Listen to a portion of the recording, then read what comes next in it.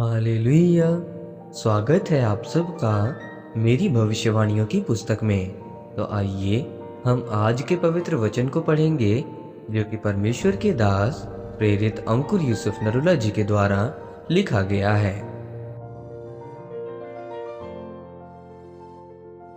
परमेश्वर के वचनों का अधिकार। जैसा कि लूका की पुस्तक अध्याय 10 उसके 19 आयत में लिखा है, देखो मैंने तुम्हें सांपों और बिच्छुओं को रौंदने का और शत्रु की सारी सामर्थ्य पर अधिकार दिया है और किसी वस्तु से तुम्हें कुछ भी हानि न होगी। मेरे प्रियो, बाइबल में लिखा है कि प्रभु यीशु मसीह ने अपने चेलों को बोला कि मैंने तुम्हें सांपों और बिच्छुओं को रौंदने का अधिकार दिया है। लेकिन अगर आप बाइबल को ध्यान से पढ़ें तो ये वचन सबके लिए नहीं है। परमेश्वर ने जब पतरस को अपने पीछे चलने के लिए बुलाया था तो परमेश्वर ने पहले ही दिन उसको ये अधिकार नहीं दिया था। लिखा है, पतरस जब लंबे समय तक परमेश्वर के साथ साथ चला, उसके मन में कोई भी लालच नहीं था। उसने अपना व्यापार छोड़ दिया, अपना घर छोड़ दिया। जब उसको परमेश्वर में चलते एक लंबा समय हो गया तब परमेश्वर ने उसे कहा कि मैं तुम्हें सांपों और बिच्छुओं को रौंदने का अधिकार देता हूँ, दुष्ट आत्माओं को निकालने का और बीमारों को चंगा करने का अधिकार देता हूँ। आज अगर आपको विश्वास है कि आप चेलों की तरह उसके पीछे चल सकते हैं तो ये वचन आपके जीवन पर भी लागू होता है। आप बाइबल को रोज पढ़ सकते हैं, आप आज्ञाओं को मान सकते हो, लेकिन आपको ये बात पता होनी चाहिए कि सब कुछ आपके परमेश्वर के साथ संबंधों पर निर्भर करता है। मेरे प्रियो, बाइबल में कहीं नहीं लिखा है कि दाऊद को अभिषिक्त होने के लिए चुना जाएगा, पर यह लिखा था कि यिशै का बेटा चुना जाएगा। परमेश्वर यिशै के बड़े बेटों को परख चुके थे, लेकिन वो परख में अयोग्य निकले। इसीलिए इस बात को परमेश्वर ने शमूएल नबी पर प्रकट कर दिया था।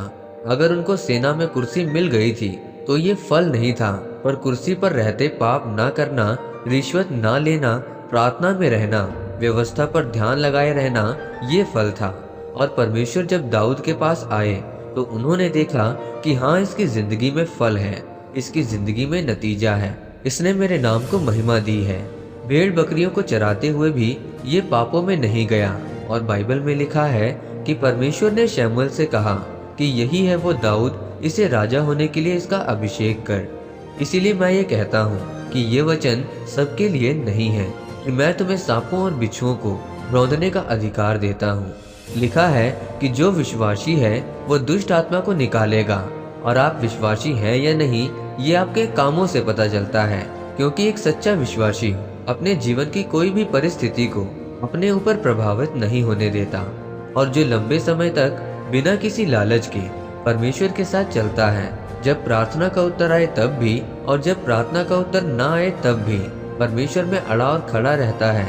लिखा है, जब आपके संबंध परमेश्वर के साथ मजबूत होते हैं और जब आप परख में खरे निकलते हैं तो परमेश्वर आपको सांपों और बिच्छुओं पर, दुष्ट आत्माओं और बीमारियों पर अधिकार देते हैं। आमीन। आइए इस घोषणा को आप मेरे साथ एक मन होकर करें। सर्वशक्तिमान परमेश्वर के नाम से मैं ये घोषणा करता हूँ कि जितने भी लोग परमेश्वर की परख में खरे निकले और जितनों ने परमेश्वर के साथ मजबूत संबंध बनाए हैं, उन सब के जीवन में ये वचन पूरा हो, प्रभु यीशु मसीह के नाम में।